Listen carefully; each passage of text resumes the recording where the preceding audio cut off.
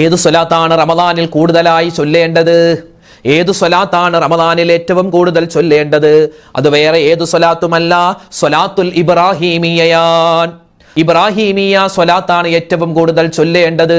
അതിനൊരുപാട് പ്രതിഫലമുണ്ട്.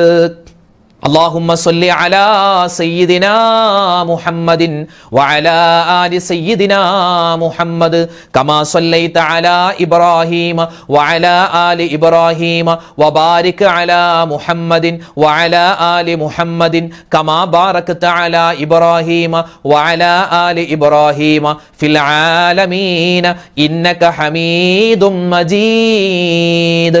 ഇതാണ് ഇബ്രാഹിമിയ സ്വലാത്തിന്റെ ചുരുങ്ങിയ രൂപം. മദ്രസയിലേക്ക് നമ്മൾ പഠിക്കുന്ന ചുരുങ്ങിയ രൂപം ഇതാണ്.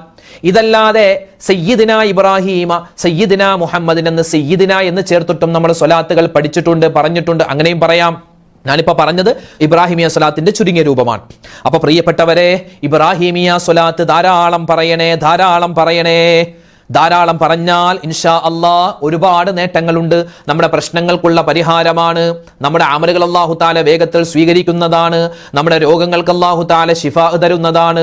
നമ്മുടെ കഷ്ടപ്പാടുകൾക്ക്, നമ്മുടെ ദുരിതങ്ങൾക്ക് അല്ലാഹു തആല അറുതി തരുന്നതാണ്.